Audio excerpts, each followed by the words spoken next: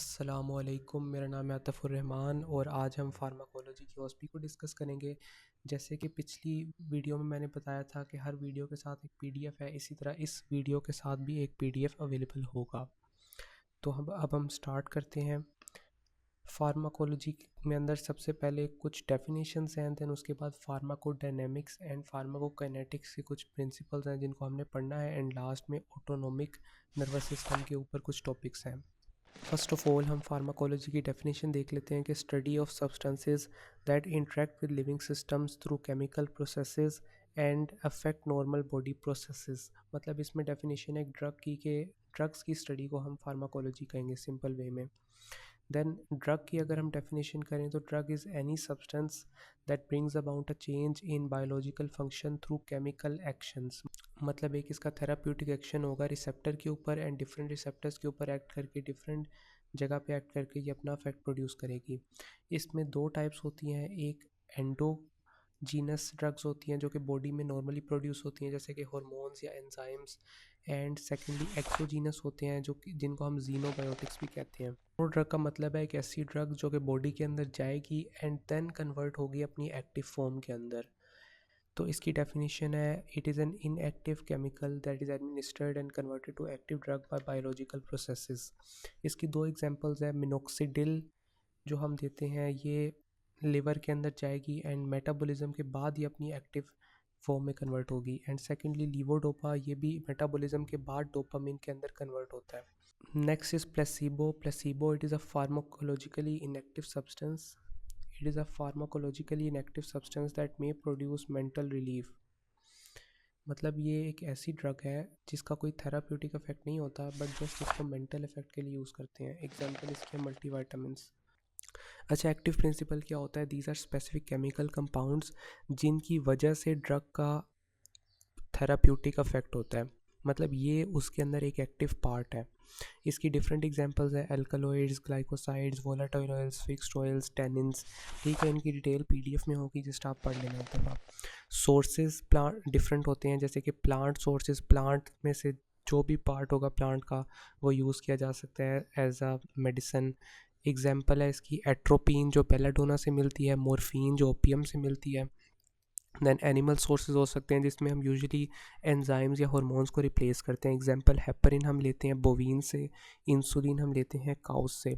Microbial sources हैं कि fungi या बैक्टीरिया से, जैसे पेनिसिलिन हम लेते हैं फंजाई से, एंड स्ट्रेप्टोमाइसिन हम लेते हैं बैक्टीरिया से। मिनरल सोर्सेज हो सकते हैं जैसे कि फेरस सल्फेट, आयरन हम देते हैं एनीमिया के पेशेंट्स में, आयोडीन हम देते हैं थायराइड के पेशेंट्स में। तो ये एग्जांपल्स हैं। सिंथेटिक सोर्सेज हो सकते हैं जैसे कि एस्पिरिन और पैरासीटामोल। सिंथेटिक का मतलब है कि कम्प्लीटली हमने एक फैक्ट्री के अंदर एक दवाई बनाई है। देन रिकॉम्बिनेंट DNA टेक्नोलॉजी के थ्रू भी हम बनाते हैं, जैसे कि आजकल इंसुलिन, एरिथ्रोपोइटिन, एंटीबॉडीज ये सब कुछ बन जाता है। फार्माकोकाइनेटिक्स की डेफिनेशन ये है कि the study of what drug does to the body. Kinetic को हमने यूज़ करना है कि मोशन, काइनेटिक का मतलब होता है मोशन। तो एक ड्रग बॉडी के अंदर मूव करती है, पहले एंटर होगी, फिर फैलेगी, अपना इफेक्ट प्रोड्यूस करेगी और फिर निकल जाएगी। ये जो पूरा आने जाने का रास्ता है इसको हम कहते हैं फार्माकोकाइनेटिक्स। इसके अंदर 4 मेन पार्ट्स होते हैं, absorption, distribution, metabolism and excretion. Absorption ये है कि कैसे ड्रग बॉडी में एंटर करती है, प्लाज्मा में, ब्लड में एंटर करती है। डिस्ट्रीब्यूशन ये है कि जब ब्लड में एंटर करती है तो बाकी बॉडी के फ्लूइड्स में कैसे फैलती है, कैसे ऑर्गन्स में फैलती है। देन मेटाबॉलिज्म ये होता है कि लिवर में और किडनीज़ में और दूसरे ऑर्गन्स में इसको मेटाबोलाइज करके इसको एक्सक्रीशन के लिए तैयार किया जाएगा, या फिर मेटाबोलाइज करके इसका मज़ीद एक्टिव फॉर्म भी तैयार हो सकती है। एंड लास्ट में एक्सक्रीशन है, जिस प्रोसेस से इस ड्रग को बॉडी से रिमूव कर दिया जाएगा। देन डोजेज फॉर्म्स हमारे पास डिफरेंट रूट्स ऑफ एडमिनिस्ट्रेशन है, उसके मुताबिक डिफरेंट होती हैं। मेन रूट ऑफ एडमिनिस्ट्रेशन का मतलब है हम किस तरह कोई ड्रग देते हैं। तो रूट ऑफ एडमिनिस्ट्रेशन सिंपली समझ लो कि एंट्रल मतलब जो गट के रास्ते हम देते हैं जिसमें ओरल आ सकता है, और पार एंट्रल होते हैं एंट्रम के अलावा, गट के अलावा दूसरे रास्ते जैसे कि IV, intravenous, IM, intramuscular, subcutaneous, transdermal, intradermal, intraarticular. ये डिफरेंट मेथड्स हैं किसी भी ड्रग को देने के। और लास्ट मेथड होता है टॉपिकल, कि सिर्फ एक लोकलाइज्ड एरिया पे जैसे आप क्रीम लगाते हो या कोई पैच लगाते हो तो वो अब हमने देखना है फार्माकोडायनेमिक्स। फार्माकोडायनेमिक्स को हम ऐसे डिफाइन करते हैं कि the affect of drug on the body. अब ड्रग अपना अफेक्ट कैसे प्रोड्यूस करेगी? किसी रिसेप्टर पे एक्ट करके। नाउ रिसेप्टर की डेफिनेशन है a specialised molecule that binds a substance and produces a biological effect. Agonist का मतलब होता है कि एक ड्रग जो कि रिसेप्टर के ऊपर एक्ट करेगी एंड उसको स्टिमुलेट कर देगी। तो drug that binds to and stimulates a receptor, it is known as an agonist. Example ये क्या करेगा? बाइंड करेगा, जो जब ड्रग रिसेप्टर से बाइंड करेगी तो कोई आयन चैनल को ओपन कर देगी या कोई और इफेक्ट प्रोड्यूस करेगी। एग्जाम्पल है एल्ब्यूट्रोल, जो कि बीटा 2 रिसेप्टर के ऊपर एक्ट करती है। पार्शियल एगनिस्ट को हम ऐसे डिफाइन करते हैं कि it binds to but produces sub maximal response. For example अगर एगनिस्ट 100% रिस्पॉन्स दे रहा था तो पार्शियल एगनिस्ट 60% रिस्पॉन्स देगा। एंड नॉर्मली तो हम अगर 0% पे है और कोई एगनिस्ट नहीं है तो इस कंडीशन में तो पार्शियल एगनिस्ट भी स्टिल काम कर रहा है। बट अगर पहले से हमने एगनिस्ट दिया हुआ है और एगनिस्ट अपना 100% पे काम कर रहा है एंड देन हम पार्शियल एगनिस्ट देते हैं, तो ये पार्शियल एगनिस्ट एक कंपेटिटिव एंटेगनिस्ट के तौर पे काम करता है एट दैट टाइम।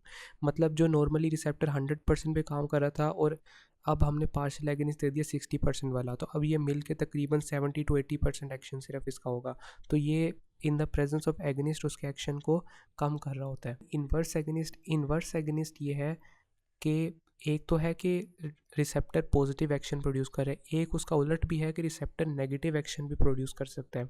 कि इन्वर्स एगनिस्ट की डेफिनेशन है कि it binds to the receptor as an agonist but produces effects opposite to the agonist. Example इसकी है कि जो एंटी हिस्टामिन्स होते हैं वो यूजुअली इन्वर्स एगनिस्ट के तौर पे काम करते हैं।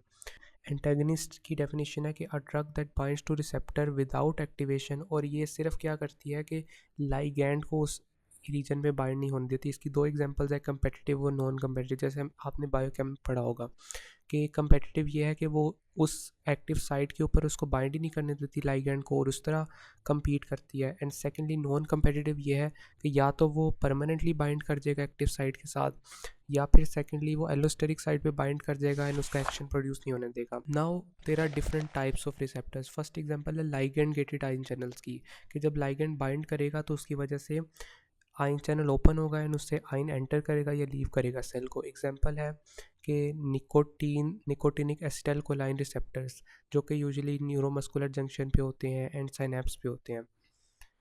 एंड इसके अलावा एग्जांपल है गैबा क्लोराइड चैनल की। सेकंड है मेटाबोट्रोपिक रिसेप्टर्स, जो कि यूजुअली जी प्रोटीन का रिसेप्टर्स भी इनको कहते हैं। इनको सरपेंटीन रिसेप्टर्स भी कहते हैं। इसमें यूजुअली 7 टाइम्स ट्रांस मेम्ब्रेन एक प्रोटीन पास करता है। एंड इसमें मेन मैकेनिज्म क्या होता है कि रिसेप्टर एक्टिवेट होगा एंड देन रिसेप्टर के साथ जी प्रोटीन प्रेजेंट होगा। जब जी प्रोटीन एक्टिवेट होगा उसके 3 पार्ट्स होते हैं, जी अल्फ़ा, बीटा एंड गैमा। जब जी अल्फ़ा एक्टिवेट होता है तो वो फिर जाके एंजाइम को एक्टिवेट करता है एंड उसके through then second messenger produce होगा एंड देन उसके थ्रू एक्शन प्रोड्यूस होगा। इसकी 3 टाइप्स होती हैं, G S, G I and G Q. GS और जीआई दोनों एक्ट करते हैं एडिनाइल साइक्लेस के ऊपर। जीएस उसको स्टिमुलेट करके साइक्लिक एमपी को बढ़ा देगा एंड जीआई उस पर एक्ट करके साइक्लिक एमपी को कम कर देगा। साइक्लिक एमपी ने क्या करना होता है, प्रोटीन काइनेज ए को एक्टिवेट करते हैं, देन उसके बाद अपना वो एक्शन प्रोड्यूस करेगा। जीक्यू का काम होता है कि इसने फोस्फोलाइपेज सी के ऊपर एक्ट करना होता है एंड वो क्या करता है कि फोस्फोलिपिड को ब्रेक करके उसमें से इनोस्टोल ट्राइफोस्फेट और डाइसल्फिसरॉल बनाता है एंड देन वो आगे एक्ट करके कैल्शियम रिलीज कराएंगे एंड प्रोटीन काइनेज को एक्टिवेट करेंगे। और इसकी स्पीड होती है सेकंड्स टू मिनट्स में। लाइगैंड गेटेड आयन चैनल की स्पीड बहुत कम टाइम में एक्ट करता है, उसकी होती है मिली सेकेंड्स में। एंजाइम लिंक रिसेप्टर्स के कुछ ऐसे रिसेप्टर्स हैं जिनके अंदर या तो खुद एंजाइम की प्रॉपर्टी है, खुद वो एज एन एंजाइम एक्ट कर सकते हैं, या फिर उनके साथ एक एंजाइम अटैच होता है। तो इसमें क्या है कि binding activates intrinsic extrinsic domain which phosphorylates protein. अब इसकी एग्जांपल है कि लेप्टिन का रिसेप्टर या इंसुलिन का रिसेप्टर, जिसको हम टायरोसिन काइनेज रिसेप्टर भी कहते हैं, एंड ये मिनट्स टू आवर्स में एक्ट करेगा। 4 टाइप का जो रिसेप्टर है वो है इंट्रासेलुलर रिसेप्टर, जो साइटोप्लाज्म में न्यूक्लियस में प्रेजेंट होगा एंड यूजुअली इसमें एक लाइपोफिलिक ड्रग होगी जैसे कि स्टीरॉइड्स, जो कि सेल के अंदर जाके एक्ट करेंगे एंड उसके थ्रू जीन ट्रांसक्रिप्शन को अफेक्ट करेंगे एंड इसका बहुत लॉन्ग टाइम इफेक्ट होता है, जैसे कि आवर्स टू डेज। एग्जांपल है steroids. We have completed the general pharmacology section. Now we are going to the autonomic receptors. So there are two types of autonomic receptors, cholinergic receptors and adrenergic receptors. Cholinergic receptors आपको पता है कि acetyl choline इसके ऊपर act करता है, इसकी example है कि pre ganglionic synapses of parasympathetic and sympathetic and post ganglionic synapses of parasympathetic nervous system. इसमें दो टाइप्स होती हैं फर्दर कोलिनर्जी की, मस्करीनिक एंड निकोटिनिक. मस्करीनिक जिस पे मस्करीन एक्ट करता है, निकोटिनिक जिस पे निकोटीन एक्ट करता है. मस्करीनिक की फर्दर 3 टाइप्स हैं, M1, M2 एंड M3. इसके डिफरेंट एक्शंस हैं एंड इनके डिफरेंट लोकेशंस हैं. ठीक है, ये अब आपने ख़ुद याद करना है. मैं PDF के अंदर और स्लाइड्स के अंदर इनको लिख रहा हूँ. निकोटिनिक की भी इस तरह दो टाइप्स हैं, NN और NM. NM याद रखना आसान है कि न्यूरोमस्कुलर जंक्शन के ऊपर ये प्रेजेंट होगी. Second type is adrenergic receptors. Adrenergic हमें पता है जिसके ऊपर एड्रीनलिन या एपिनेफ्रिन एक्ट करेगी. इसकी दो टाइप्स होती हैं, alpha and beta receptors. Alpha receptors में अल्फ़ा 1 एंड अल्फ़ा 2 होता है एंड बीटा के अंदर बीटा 1, बीटा 2 एंड बीटा 3 होता है. फाइनली अब हम डायग्राम्स देखेंगे और हमारे पास दो मेन डायग्राम्स हैं. फर्स्ट डायग्राम जिसमें आप देख सकते हैं कि एक हमारे पास रिसेप्टर बना हुआ है एंड इसके ऊपर डिफरेंट साइट्स हैं. एक पे एक्ट कर रहा है एगनिस्ट एंड एक जगह पे एक्ट कर रहा है इन्वर्स एगनिस्ट, एक जगह पे एक्ट कर रहा है एंटेगनिस्ट एंड एक जगह पे एक्ट कर रहा है पार्शियल एगनिस्ट. तो ये जस्ट आपने याद रखना है कि इस जगह पे ये था एंड वो इस साइड के ऊपर ऐड हो रहा था. उम्मीद है वैसे ये डायग्राम शायद ना ही आए. एंड देन इसके साथ एक ग्राफ है जो कि इतना शो कर रहा है कि अगर ऊपर की तरफ ग्राफ जा रहा है तो पॉजिटिव स्टिमुलेशन में हम एगनिस्ट देखेंगे, लेकिन अगर नीचे की तरफ जा रहा है तो इसका मतलब है कि रिवर्स एगनिस्ट है. और अगर बिल्कुल स्ट्रेट है, कोई इफेक्ट नहीं आ रहा, तो इसका मतलब है कि ये एंटेगनिस्ट का एक्शन है. नेक्स्ट डायग्राम ज़्यादा इंपॉर्टेंट है जिसमें हमें डिफरेंट टाइप के रिसेप्टर्स नज़र आ रहे हैं. फर्स्ट हम देख सकते हैं कि एक स्टीरॉयड मॉलिक्यूल है जो कि सेल मेम्ब्रेन को क्रॉस करेगा और उसका इंट्रासेलुलर रिसेप्टर है जिसके ऊपर एक्ट करेगा.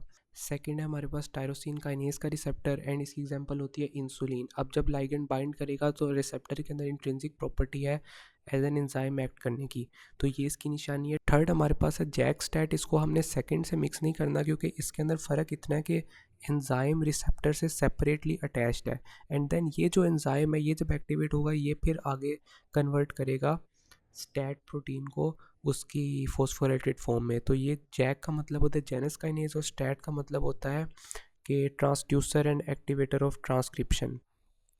देन फोर्थ हमारे पास एक लाइगेंड गेटेड आयन चैनल है जिस पे लाइगेंड एक्ट करेगा एंड आयन चैनल ओपन हो जाएगा. फिफ्थ है G protein cell receptor. Then हमारे पास ऑटोनॉमिक नर्वस सिस्टम की डायग्राम है. एक तरफ हमारे पास सेंट्रल नर्वस सिस्टम है, spinal cord and brain.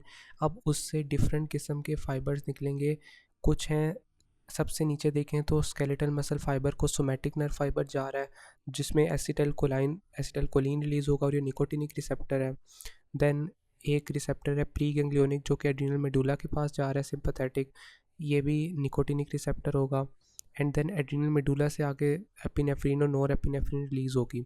Spinal cord से प्री गैंग्लियोनिक सिंपैथेटिक फाइबर जाएंगे सिंपैथेटिक गैंग्लिया तक एंड देन ये आगे निकोटिनिक रिसेप्टर्स हैं इस लोकेशन के ऊपर एंड देन उसके बाद ये डिफरेंट लोकेशंस पे जाएंगे. Example sweat glands for sympathetic, then sympathetic के डिफरेंट लोकेशन जैसे कि कार्डियक और स्मूथ मसल.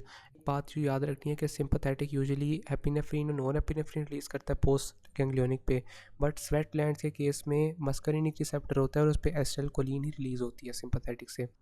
नेक्स्ट आप देखें पैरासिम्पैथेटिक, तो सबसे ऊपर फाइबर जा रहा है डायरेक्टली गैंग्लियन के पास और ये भी यूजुअली निकोटिनिक रिसेप्टर होगा एंड देन जो जिस मसल के पास जाएगा वहाँ पे भी एक कोलिनर्जिक रिसेप्टर होगा. Thank you so much for watching this video. Please like, share and subscribe and याद से PDF को डाउनलोड करें एंड ये जो टॉपिक्स मैंने बताए हैं इनको ज़रूर अच्छे से तैयार करें.